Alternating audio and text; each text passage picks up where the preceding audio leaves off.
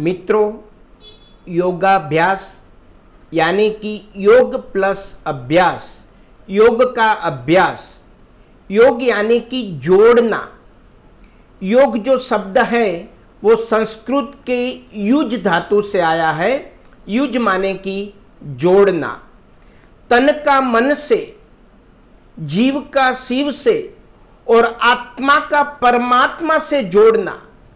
योग सदियों से अपने ऋषि मुनि संत महात्मा करते थे, लेकिन योग को ग्रंथ के अंदर सुव्यवस्थित ग्रंथस्थ किया है महर्षि पातंजलि ने। उन्होंने मध्य प्रदेश के विदिशा शहर के अंदर 2500 से अधिक साल पहले उन्होंने योग को ग्रंथस्थ किया। नाम रखा था योग दर्शनम। तो योग दर्शनम के अंदर महर्षि पातंजलि ने योग को 8 अंगों वाला अष्टांग योग बताया है। योग की जो उन्होंने व्याख्या की है वो ये है कि योगस चित्त वृत्ति निरोधः, यानी कि नकारात्मक चित्त वृत्तियों को जड़ मूल से उखाड़ के फेंक देने की ये साधना है। योग का जो मार्ग है वो नकारात्मकता से निर्मलता का है, नेगेटिविटी टू प्योरिटी का ये अभ्यास है। तो योग जो शब्द है वो आसन या प्राणायाम तक सीमित नहीं है। आसन तो योग का तीसरा और प्राणायाम जो है योग का चौथा अंग है। तो वो तो खाली 2 अंग है, 2 करने से योग नहीं होता है।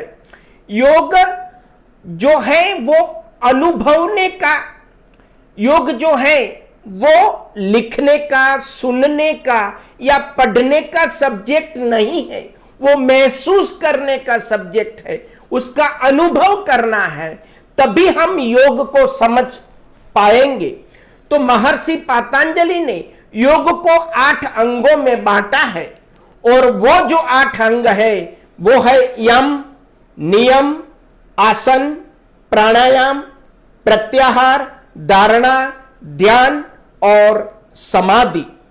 पहले जो 4 अंग है वो है बहिरंग योग और लास्ट के जो 3 अंग है वो है धारणा, ध्यान और समाधि, वो है अंतरंग योग।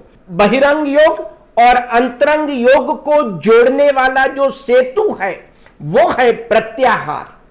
तो मित्रों, अभी हम हर एक को थोड़ा सा डिटेल में देखते हैं। बहिरंग योग के जो 4 पहले अंग है, बहिरंग माने कि बाहर के अंगों से होने वाला योग। तो बहिरंग योग के पहला अंग जो है वो है यम। तो महर्षि पातंजलि ने सामाजिक उत्थान के लिए, समाज जीवन की उत्तरोत्तर प्रगति होवे उसके लिए जो बताया है वो है यम। तो उन्होंने यम के भी 5 अंग बताए हैं। पहला है सत्य, अहिंसा, अस्तेय यानी कि चोरी न करवी, चौथा है ब्रह्मचर्य और 5वां है अपरिग्रह। अपरिग्रह माने कि आपकी जरूरत से ज्यादा चीजों का संग्रह न कीजिए। नियम के अंदर उन्होंने 5 अंग बताए हैं।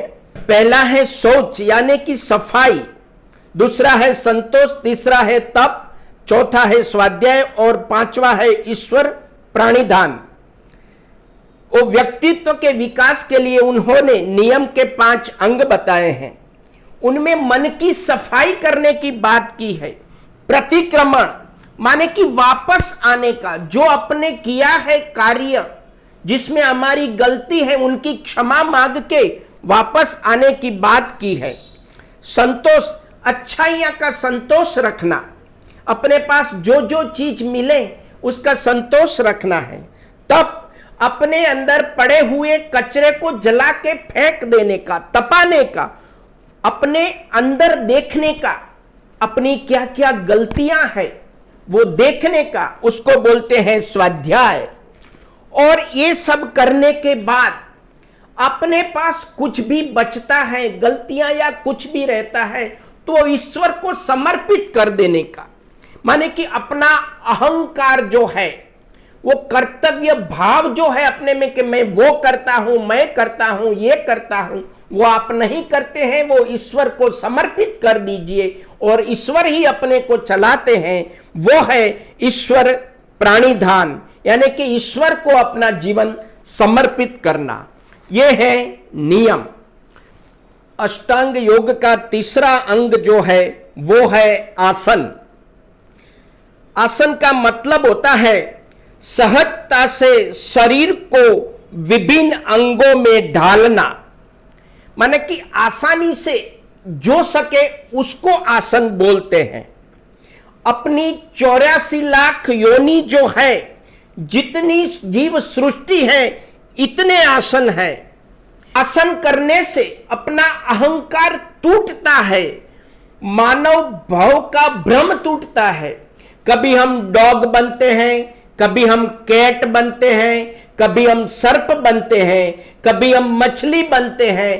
तो ये सब देखने से, ये सब आकारों से अपना जीवन जो है वो हम समझते हैं कि कभी हम वो भी थे या अगले जन्म में कभी हम ये बनेंगे भी। इसलिए अपना अहंकार टूटता है। अपने अहंकार को तोड़ने के लिए, अपने शरीर का श्रेष्ठ उत्कृष्ट बनाने के लिए ये आसन है। आसन में एक बात आपको याद रखना है कि आप दिन में कभी भी कर सकते हैं, लेकिन उसमें कम से कम 4.5 घंटे का भूखा पेट चाहिए।